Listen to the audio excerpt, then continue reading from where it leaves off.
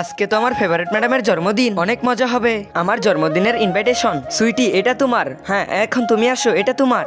Madam, আমারটা? না, তুমি না। আরে ম্যাম, আমাকে দিল না কেন? আমি আবার কি করলাম? যাই হোক, ক্লাসে চলে যাই। রাজুর ফেভারিট ম্যাডাম, তাও রাজুকে দাওয়াত দিল না। হা হা হা। রাজু, তুই ম্যাডামের জন্য যে গিফট আনছো তো ওটা আমাকে দিয়ে দে। ম্যাডাম তো তোকে বলেনি, তাই তোর গিফটটা আমাকেই দিয়ে দে। কি হলো রাজু, দে। আমার কাম তো হয়ে গিয়েছে। ম্যাডামের বার্থডেতে আমি এই গিফটটাই দিব। কালকে আমার জন্মদিনের পার্টি, আপনি অবশ্যই আসবেন। ম্যাডাম স্কুলের সবাইকে বললো, কিন্তু আমাকে বললো না। পরের দিন, চলো ছুটি হয়ে গেছে, ম্যাডামের বার্থডে পার্টিতে যাই। আল্লাহর এই সুন্দর নামটি দেখে যে ভিডিওতে লাইক করে চ্যানেলটি সাবস্ক্রাইব করে দিবে। হে আল্লাহ, তুমি তাদেরকে হজ করা তৌফিক দান করো। হ্যাঁ হ্যাঁ, চলো সবাই। হ্যাপি বার্থডে ম্যাডাম, জন্মদিনের অনেক অনেক শুভেচ্ছা। এই নেন ম্যাম আপনার জন্মদিনের গিফট। ধন্যবাদ পলাশ বেটা। রাজু তো ওখানে দাঁড়ায় আছে, রাজুকে কেন ম্যাম বললো না? কিন্তু ম্যাডাম, আপনি রাজুকে কেন বললেন না? আর বলো না, ওই দিন আমার ফোনে আমার বেস্ট ফ্রেন্ড ফোন দিয়েছিল, কিন্তু এই রাজু ফোন ধরে উল্টাপাল্টা কথা বলেছে। না ম্যাম, এটা রাজু করেনি, এটা তো পলাশ করেছে।